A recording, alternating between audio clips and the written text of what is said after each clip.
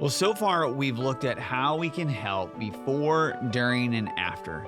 But there's an extra layer that we've found to be so helpful that often goes unconsidered. How do we come alongside families throughout their spectrum of response to the foster care crisis? Before, during, and after. How do we come alongside people?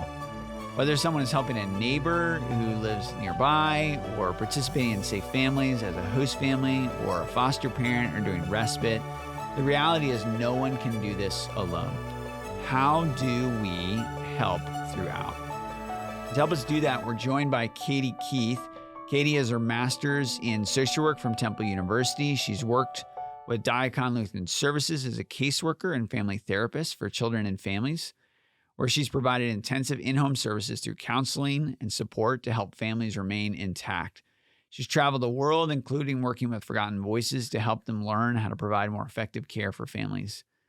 Katie leads support teams within West Shore Free Church and is a constant resource to families throughout our area. In addition, Katie is a host parent through Safe Families for Children. And last, Katie happens to be my wife. She's taught me a lot, of course, and it's a joy to have her here to help us learn together how to help families throughout the spectrum of foster care. So thanks for joining us, Katie. Thanks for having me. You're welcome. All right. So our first question is, what are the challenges that foster and host families face? Yes, good question. But before we jump into what the challenges are, I just want to highlight the value of what we're talking about today. So the studies have found that first-time foster families, only over 50% of them quit by the end of their first year of fostering if they do not have support. That number jumps to 90% of new foster families foster into a second year if they have a care community or a support team around them. So as we talk about this today, I think sometimes people think, what is bringing a meal to a family going to do? What difference is that going to make? Keep that statistic in your back of your mind, because it allows for families to be healthy in fostering and to continue and be a long-term resource for kids. So what we're talking about today makes a big difference.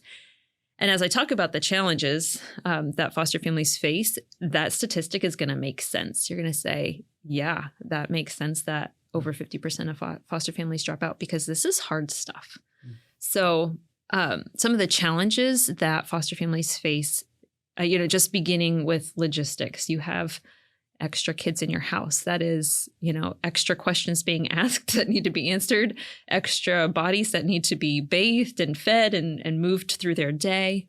But kids coming into care have lots of additional things that they need. They have therapies that they need to get to. They have visitations with their bio families that they need to get to. And this is all the foster family's responsibilities to make sure these things happen. They might have extra doctor's appointments that they need to get to. So there's just a lot of extra things that have to be added to the family routine. And it's just a lot. There's just a lot of sacrifices. Families have to, their attention is now split. If they have other kids in the home, their attention now has to turn and be divided among additional kids.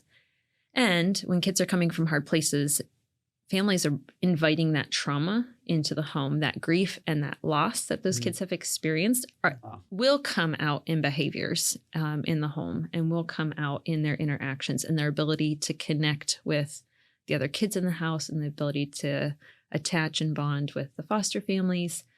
So it's just lots of things are happening.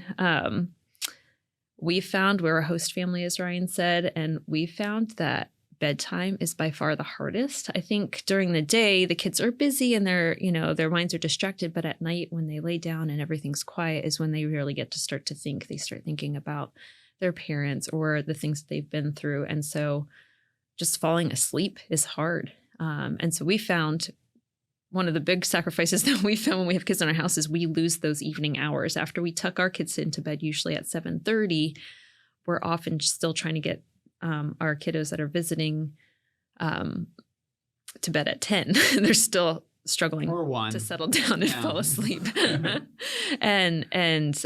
So, that's the window where we would normally do the dishes and clean up the house and reset for the next day, as well as connect with one another. And we're losing that time, that important time for our marriage and for our health.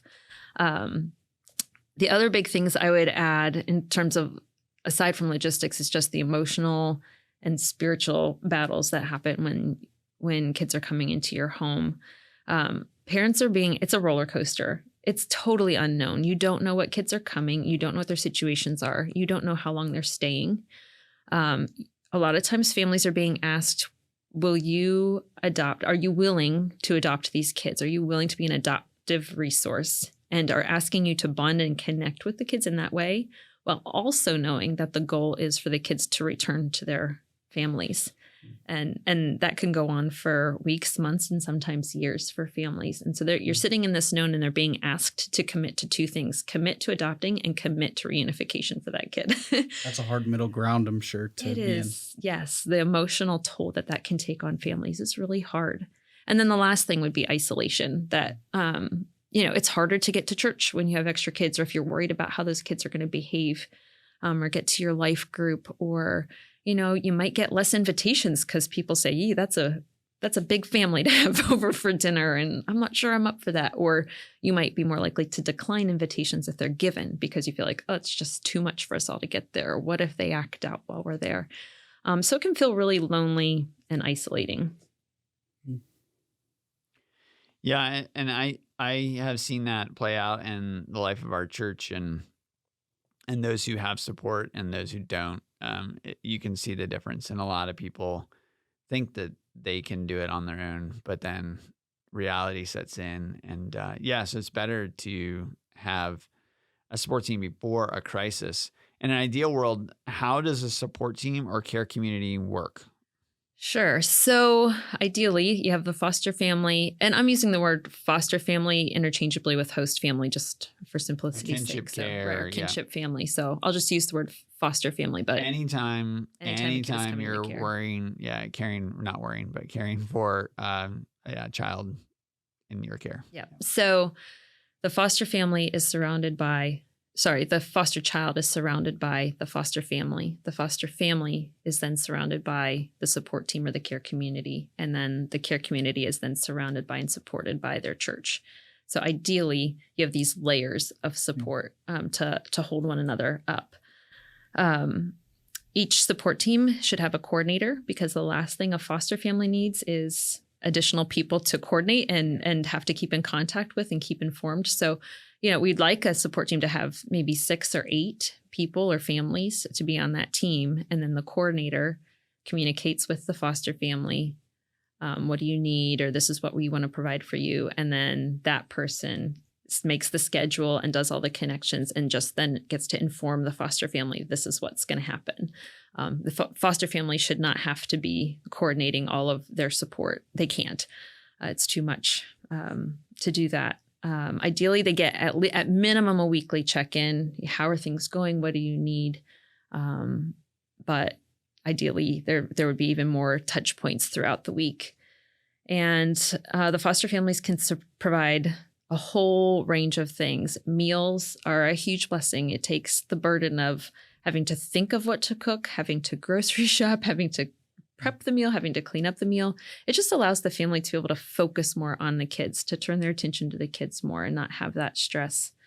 Babysitting is a huge need, and not just for all of the appointments they have to get to, foster families have to do ongoing trainings that they need to have childcare for, but also like a regular date night, a regular time to connect. Like I said, a lot of times husbands and wives are missing their evening connection. The support team can provide that connection through a weekly date night. Or if it's a single foster parent, they can get out and connect with their friends and be in community and get their cups filled in that way. Lawn care, laundry. We had kiddos in our house, and then everybody got the stomach bug. A dear support member came and picked up a trash bag full of our stomach bug laundry and washed it and brought it back to our house. what a blessing that was, and a big sacrifice on their part. But it was just a game changer for me emotionally. Like, it was just an encouragement that someone was willing to do that for us. Sometimes there's house maintenance projects, especially if a family is just becoming a foster family. They might need to, do some things on the house to be able to get their approval. Grocery shopping, gift cards so they don't feel guilty spending money to go out to dinner on that date night is a huge blessing. Dropping by a cup of coffee in the middle of the day for somebody who's home with the kids. A note, a text, a card of encouragement. Hey, I was praying for you and this song came to mind, or this verse came to mind, or I was praying this particular thing over you. It allows the family to feel seen, feel known, feel understood, and helps eliminate that isolation. So, the practical things do actually lift the burden, but I find that it's the feeling known and connected, and that you're doing this in a village and not alone, that actually has the biggest impact. And I would just say the more active the support team, the better. I think one of the biggest challenges we find is that foster families have a really hard time asking for help. And even when the help is sort of like offered, they really have a hard time accepting that help. They tend to think, we brought this on ourselves. We chose to do this. God called us to this. It's really hard to accept that help. And for foster families that are listening, I would say, like, just as God has called you to have the child in your home, God has equally called others to come around you and support you. He's called other people to care for vulnerable kids, and having them in their home might not be possible for them, but they can bring you a meal and pray for you and do those things. So allow them to do that. And I say that I've done these trainings for foster families, encouraging them to do this for years. And then we became a host family. And then when I had to reach out and accept help myself, it was hard. And there's times where it's hard to reach out and then hard to accept. Hard to accept it. But go back to that statistic that says, we want you to be a healthy family that can foster for years. Healthier and longer. And it is proven that this is the way to do it. Have support and teams pray and pray and pray. Bathe your families and the kiddos and their bio families and the judges and the caseworkers and the doctors. There's so many stakeholders that are involved that need to be bathed in prayer, because this is hard stuff. It's really hard. And could you, just to follow up on that, could you speak to the dynamic of friends being your support team and then other people like in your church or in your community? Like, what are the pros and cons of both approaches? Because oftentimes people feel like your friends would be better, but how have we seen that not to be the case always? Yeah, so the way we've chosen to model our support teams is to have your core team not to be your close family and friends, not be your life group, because they're going to help you naturally because they love you and care for you. And we want those relationships to remain reciprocal. So when your friend does something for you, at some point you are going to do something back to support them, because that's how friendships work and that's how families work. You support one another. In the support team setting, our desire is that there is no expectation of reciprocation back to the support team. God's going to give them that reciprocation in the joy that they feel supporting you and the way he grows their hearts. But that there's no expectation that the family's then going to do favors and bring meals back to anybody on the support team. And so it allows those friendships to remain friendships, allows those family relationships to continue to look similar to the way they did before. That being said, we still encourage, a lot of family members and friends want to bring a meal. So we often still have them included on the email so they know what the needs are, but they're not kind of that core support team. Yeah, and because of that, it then also, it seems to me it would become incumbent upon the coordinators to be even more proactive, because somebody's going to be less inclined to ask somebody that they don't even know, right? So I'm very comfortable asking my best friends for help, and one way I'm more comfortable, I should say, asking my best friends for help, but somebody I don't really know that's been assigned to me, it's incumbent upon the coordinator to be proactive. And I think you say like, we're going to help you, when can we do that? Not like, can I help you, or That's do you right. need help? Is that fair? Yeah. If a coordinator says, what do you need? First of all, a lot of times the foster families have so much going on that they couldn't even identify what would be helpful. So to have a coordinator say, we're going to bring you meals, we're going to come do your lawn. With you want to be sensitive to, like, maybe the husband loves doing the lawn and that's his outlet. You don't want to take those things away. But being more just, hey, Or you like getting out there. I do and like being to quiet. lawn. I would gladly do the dishes and do the lawn because I don't, a little quiet. It's good. It's a little break. Yeah. So sensitively saying, we're going to do these things. Yeah. What date works? Or if they don't give a date, we're going to leave a frozen meal on your porch so that you can use it at your convenience. Like there are ways to offer support in a way that still does that without being overbearing. But it's a challenge. Yeah. Could you just give us a couple of examples of strong support teams that have come to mind for you? Yes. Yeah. So, I mean, this has been a learning process for us as we've developed teams, and we've had some that have ways to grow, and then some that it's been just really cool to see how God has worked. So just the other week, I got an email from a coordinator, and she was just kind of giving an update on how things are going with the family. And it was one word in that email that just caught my attention. And she said, the kiddos came to us about 6 months ago.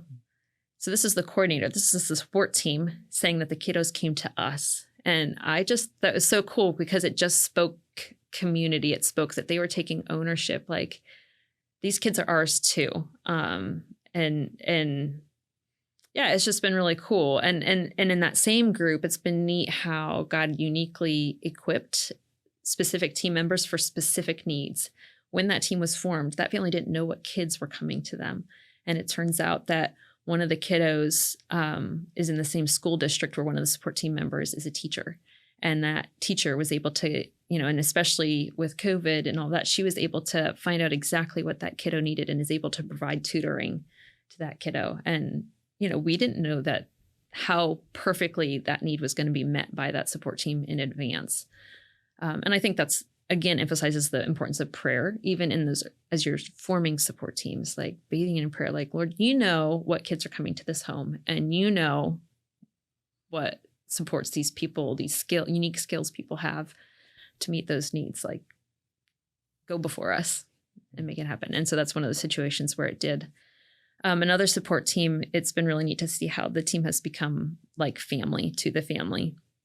In the early months of COVID, this is a new foster family, and they, at least one of their support team members kind of became part of their bubble and came and did church with them every Sunday at home online when everything was closed down, and, just kind of became a family member in that sense. And then when things opened back up and we had a baptism here and the dad got baptized, I went over to just congratulate them, and their whole support team was there surrounding him. Mm-hmm. And they were talking about where they were going to go, all go get lunch together. Wow. And how cool is that? Like, they truly have become like family to this foster family. They've all become family together. Mm-hmm. And now that kiddo has not just their foster family, but they have basically aunts and uncles and grandparents or cousins. It's been really cool to see how that's formed. I think that speaks a testament to just what doing things together with people that we don't know to meet the needs of the vulnerable can accomplish. Like, it can create a family in ways that we wouldn't expect, you know? And that's a really awesome opportunity for, people we don't know to come together. Mm-hmm. Could you just talk to us about the 2 phases of how we can support families that are fostering?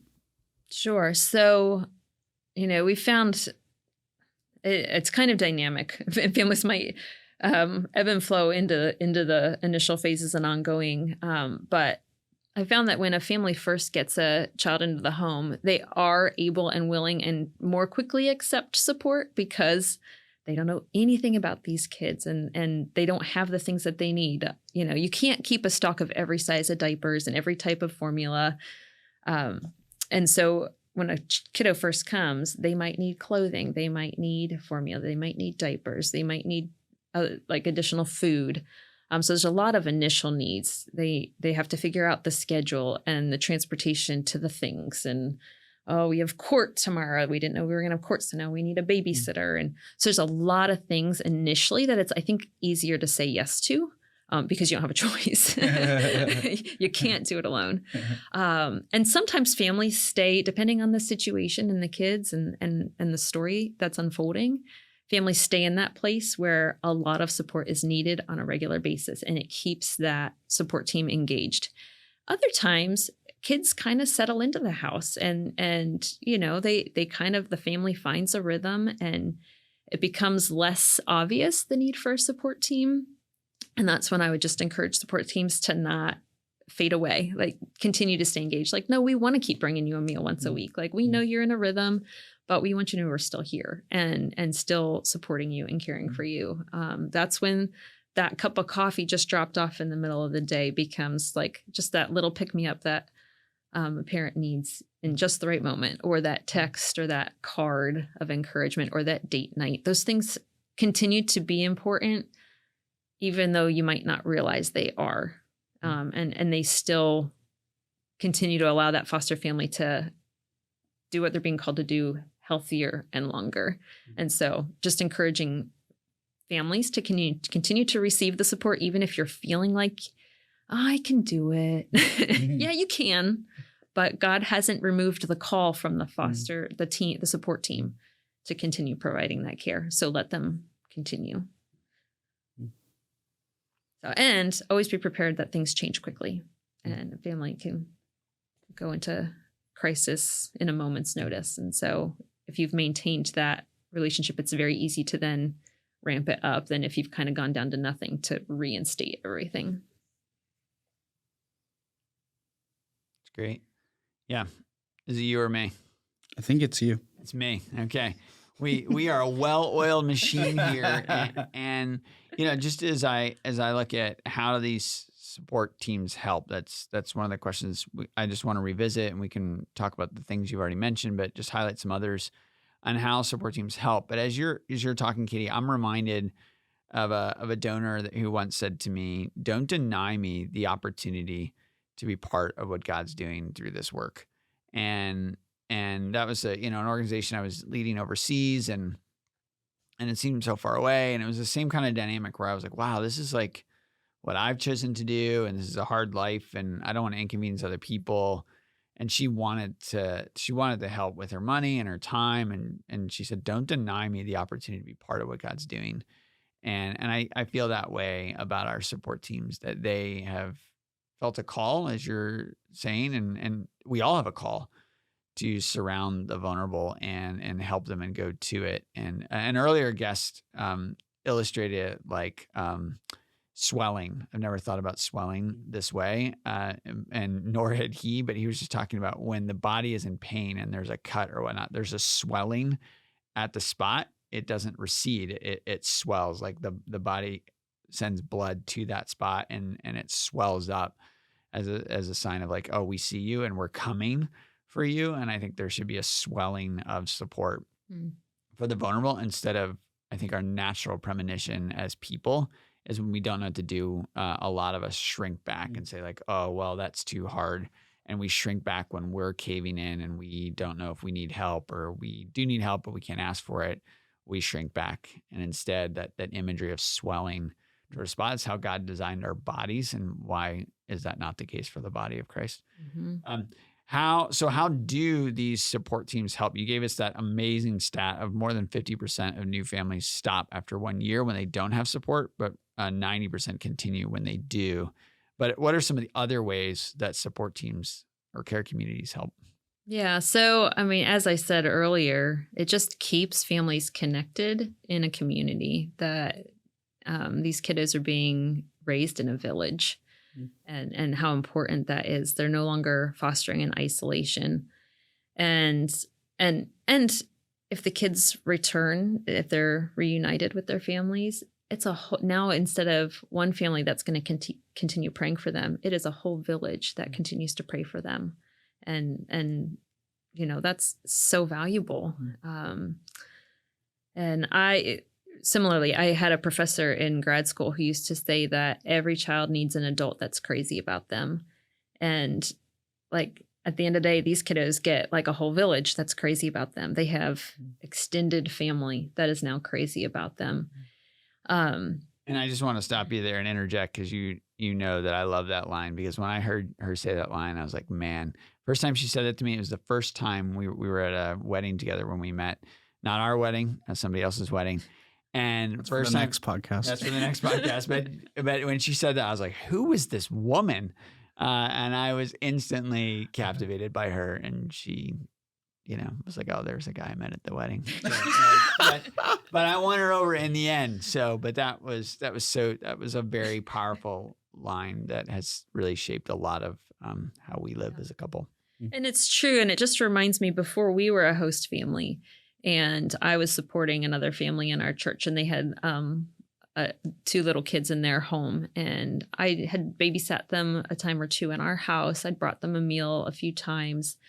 I ran into them at the grocery store one day, and she was pulling 2 kids in a cart and pushing a cart full of groceries. Oh and so I was able to just help her get to the car and unload her groceries. And then I would see them at church on Sunday. And so now these kiddos have seen the same face in 4 different ways, but all in ways that are loving and supporting them, and loving and supporting the people who are caring for them. And so what message is that sending those kids, and what is that teaching those kids? And, so we're just modeling for kids and for families what it means to love others, what it means to be in community, that they are loved, that they are valued, that people would take the time out of their day to do these things to care for them. And so if we surround these kids with these models, and not just 1, but 2 or 3 or 4 or 5 of these models, those are seeds that are being planted in those kids' lives, so that whether they stay with that family forever or go back to their bio families, or, whatever their story unfolds, there's seeds that are planted for the time that they're with us. And then just finally on that, what impact have we seen on other families who consider stepping into foster care? Yeah. So, there might be other families that are feeling called into foster care, and then they hear there's a lot of horror stories out there, and it is hard. It's not easy. And we don't want any family stepping into this believing that it's not, because it is. And so I'm glad that they see that, and that it causes them to pause. But what the support teams, the care communities do when those families who are feeling that call see that these other families are supported and surrounded and cared for, and they see, oh, if I do this, I'm going to do it with a village, I'm going to do it with a community, I'm not on my own, then it allows them to say yes, to step in with confidence, to do what God's calling them to do. And that's because the support teams are saying yes to what God is calling them to do. So it's going to allow more kids to be cared for in a healthy family for longer. And that's the goal. I just want to highlight something you said there about families jumping in, that as Katie just said, that families do step in that have been thinking about it for a while. And I think that's such a good encouragement to pause on as you're thinking about in your church or your community. Wow, how do we create this kind of ecosystem of families that value it? I think too often we're tempted that we need to have 5 and 10 and 20 families like right away. And we go into we need to recruit as many foster families as possible. But what we've seen and experienced both here and around the country, and where this works and really takes root, is focusing on a couple or 1 or 2 families and just loving them well, and really planting deep roots, and not trying to solve all the world's problems, right? That we say this a lot in the podcast. God doesn't ask us to be God. He asks us to be faithful. So what does faithfulness look like for us? How do we invest and pour into 1 or 2 families? And then God will do the multiplying. But if we rush ahead and we don't care well, we'll have a swell of support, and then we'll have more families that are crashed and burned. and burned out and really jarred and scarred by the process. Our goal is not to do a marketing campaign and get a bunch of people involved, and then we all go back to eating our breakfast and we don't care about foster care anymore. That's not what we're after. We are after a long-term, sustainable, healthier, more loving, faithful community, and God will do the multiplying. And I think that the thing that you've just pointed out, Katie, really illustrates that so well. And I just want our listeners to not be discouraged. If you have a family and you build a care community, what a great testimony. And we just don't know what people are going to be prompted to do by the Holy Spirit. And we want to see the best of what God hopes for, not like whatever we can get by with, because God wants us to thrive and grow and flourish together and not be in isolation, burned out, huddled in the corner. So yeah, I just wanted to speak to that. Yeah. And if I can add, Always. you don't have to wait for a church program to care for the foster families in your church. To get started, we would love churches and leadership to come and be a part of a regional response to foster care, but it often doesn't start that way, and we don't have to wait for that. So we started in our church just by a group of people who attend the church who had a heart for this and started meeting and started finding out who are our foster families and reaching out to them. And it really started kind of grassroots and was not led by the church leadership, and it wasn't a formal program, and it didn't have a title. And we just started caring for people. And so if that's where you are, if you had a church that doesn't have a program or a ministry, don't wait for that. Just find out who are the foster families in your church, who are the host families in your church. Don't forget to ask who are the kinship families in your church, the families, the grandparents or the aunts or uncles that are caring for kids in their homes, that also need support. And then just start supporting them, find out what their needs are, and you start providing what you can, and what you can't, start telling your friends, hey, I'm helping this family.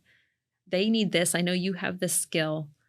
Do you want to join me? And then bathe that in prayer and see how the Holy Spirit works in that. Amen. It's a good word. Thank you. So you talked about a lot of the ways that support teams can help earlier on, but could you just elaborate on a few more of like the unconventional ways that support teams can help that most people wouldn't think of? Yeah, I mean, the list is probably endless, and it's based on your skills. Like, what skills do you have? What hobbies do you have? What do you enjoy? Are you a runner? Maybe there's a teen in a home in your church and who needs a mentor, and you could, hey, let's go for a jog and get to know that kiddo and spend time with them and maybe teach them a new hobby or whatever hobby it is that you have. Naomi's Closet for us, it's a foster closet where they provide clothes for kids who come into care, and they package up cute little bags with 2 weeks worth of clothes that are all the same size for the right season. And you just give them a text and they deliver the clothes to your door. So, if you have things to donate, or if you have skill in organizing, you can volunteer your time if your area doesn't have something like that, or you could research and find out if you do and join it or create one. I learned at a conference recently about one area that has a ministry that all they do is laundry for foster families. They drive to the home, pick up the laundry, wash it, fold it, drop it back off. Wow. That's awesome. And you wouldn't think like, wow, that would really be helpful, or it's very helpful. But it's immensely helpful. What other skills do you have? Do you have skills in carpentry? I think I mentioned that. Is there a house project the family needs help with? Hairdressing skills is a blessing to families. A mother's helper. This is a great way to get your whole family involved in ministry, either as obviously a foster family or support family. Your kids are a part of the ministry, but even as a support team, they can help you babysit. They can, if you have a preteen teenager who's responsible, offering them to drop them off and be a mother's helper, play with the little ones while mom and dad can get other things done around the house, or give one-on-one attention to a different kiddo. We had another family that just said, hey, our support team cut up fruit and put it in little individual baggies, so we had healthy snacks handy and ready to go. you wouldn't think that the time to cut fruit would be a burden, but it can feel that way sometimes. And you want to give your kids healthy snacks. Sugar is not helpful a lot of times for these kiddos. Kids disagree, but we have seen otherwise. So having healthy snacks ready to go, you don't even have to think about it. You just open your fridge and you grab them, is a blessing. So just being creative. Another one, I said earlier that we don't want support teams to feel like expect reciprocation, of the foster families to feel like they have to reciprocate to support teams. But sometimes there are neighbors that might do something for a foster family or a family friend or something. We had one coordinator that was writing thank you cards on behalf of the foster family to those folks outside of the support team. So good. So that, the family felt they were able to thank them through their coordinator. And that was just such a blessing to them. And I just thought that was a really creative and helpful way to serve. So really, it's endless. Think about your own home and your own family. What would be like such a blessing? Do that. I think that's so helpful. And just what do you have to give is something in our next episode. One of our guests says a lot. It's just, what do I have to give? What are in my hands that I can give to the Lord to help these foster families and host families and kinship families and just love my neighbors? What do I have to give? And one very particular note as it comes to support teams or care communities that's been helpful to me, and I think it's just so practical that I wanted to share it here, is that we might have support teams or care communities for a family. And I think that's a good way to do it. And I think that's a great way to do it, actually. But then you might also have these people with skill sets in your church or your community or your neighborhoods that have a skill that might be a good resource to make available to all the families. So when you think about like carpentry or hairdressing, that keeping a list of people that you know and come to you. And then sometimes people come to me and say, hey, I have this unique skill. And they might be on a support team, but that support team needs that unique skill once. But you have all these other families that need it throughout the year too.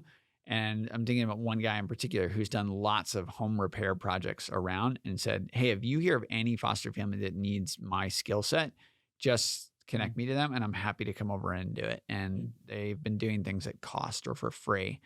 And so we can deploy that person's gifts across our church. And so I just wanted to just kind of unlock your imaginations as we think about support teams, where like, yes, support teams for a specific family, care community around that family who's caring for these child or this children. Yeah, you get what I'm saying, is great. But then having this growing list, and we know that there are people who have come forward and said, like, I have this skill. And I've learned that we need to tell them, just sit on it. Like, we are now aware of that, but we can't promise you right away that you have the skill that we're going to need. But then if somebody says, hey, this is what I have to offer, we can keep that in mind. And then as needs come up, we can go, oh, I've got this woman or this man who told me this thing that they can do. And then we draw on that. It really speaks to the ethos that we have for this whole podcast. So we want to have more than enough. So if you have this skill that you're willing to offer, it's actually a great thing if we don't need it right now. But it gives us such security that we can go out and dream about things and say to families, hey, if you need anything that we can help you with, let us know. And we can say that with more confidence if people are saying, hey, can you use me? Well, I don't know, maybe not right now, but that's good to keep in mind. And then we've drawn on people months later that have just been such a great ministry to families. Like, how do you know all these people? Well, people have been praying and they've come forward with their gifts. And I think that's just been a beautiful thing that God provides what we need. Maybe not when we think we'll need it. Actually, often he provides it before we need it. And so don't think about desperation or a depravity mentality, but an abundance that God wants to give good gifts. So let's have a treasure chest of things that we can offer the Lord. And then as we need them, we'll consume them because God often provides before we need it, not after. Nate, as you think about our time with Katie, what are some of your takeaways from the conversation? Yeah. I think the biggest one for me I hadn't thought about this before until you said this, but just the power of friendly faces and the power of safe adults being present in these kids' lives outside of their foster parents. And so for the support teams that are regularly showing themselves to help out the family, just the presence of that face that is a caring face that is friendly and safe can really give these kids a feeling that they haven't experienced before.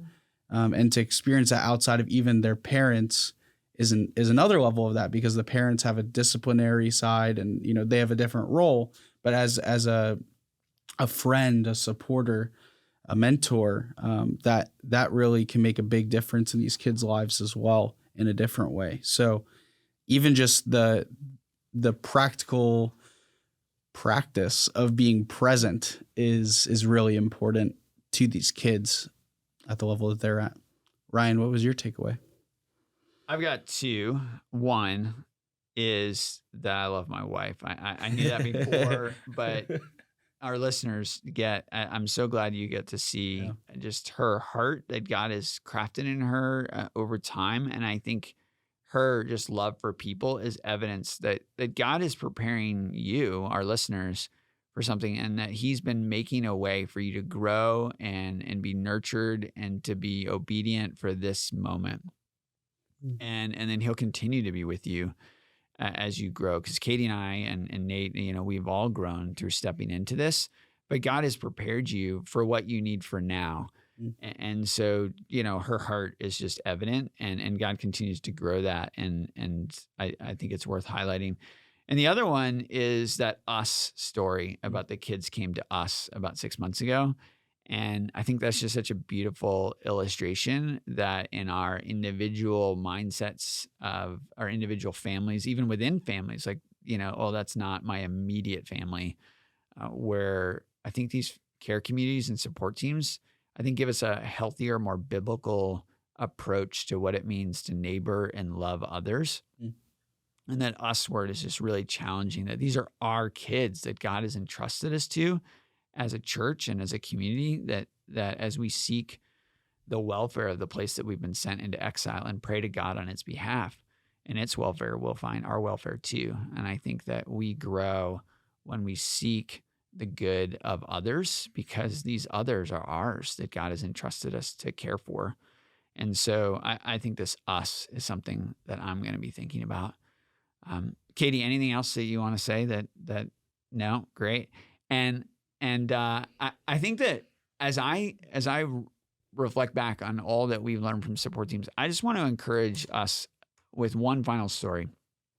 I remember, and it just so illustrates that if God's prompting you to do something, and offer what you have to do that, because you don't know how God's going to use it. And this one time, we were standing in the lobby. There's a group of us from our foster care team. We're standing in the lobby, and a gentleman came up to us and said, "Hey, this is a really odd request, but, you know, as you know, I live about 25 minutes away from the church, and this situation's coming up, and we need some childcare. And I know it's a long haul for people, but do you know anybody, and just do you have anybody in mind that could do that for us? Because we've been thinking about asking for a while, but like we feel weird about it, and we know it's an inconvenience, but we really could use the help. And so if you can keep that in mind, like it's probably not likely, but like it was all this apologizing for asking, but he was articulating he really had a need." And next to me, and the next table, somebody came up and said, "Hey, like I've been thinking about the foster care ministry, and you probably won't need someone like me, but I'm about like 25 minutes from the church, and I've been thinking about providing childcare for people in the foster care community, but I know that like that's far away, and I don't live near the church, but if there's any way I can help." And these two people didn't know each other, and we could turn with delight and say, "Hey," and then that was able to, you know, whether that actually happened or not, I don't know if it did, I can't remember, but just, it was so encouraging to each party, and it was encouraging to our foster care leadership team that God had orchestrated that conversation before, and he's at work, and we can trust that as we are obeying, God is already moving and already making a way. And I have learned so many things through our foster care community and these support teams. But the thing I've learned above probably all of them is that we can't outgive God. God will give us what we need. We cannot outgive God. So if you've got something to offer and you don't know how it can be used, but God's prompting you to do it, stand up and go act on it now, and don't wait. And if we're waiting until we're ready to serve the Lord, we're going to be late. And so do it with what you've been prompted to do. Do it now, and we will grow as we go. So today, thank you again to Katie. We've been talking about support teams and how to help throughout. So we've looked at before, during, after, and even throughout. And we talked about a lot of stuff. But our next guest, our last episode in this limited series podcast, Possible and Likely, we're going to be looking at what are your next steps? What are the next steps to bring some closure and some discernment and equip you to explore what are your next steps in responding to our region's foster care crisis, either before, during, or after, or throughout. What are your next steps? And so thanks for listening to us and listening with us and discerning with the Lord what he would have you do. Thanks.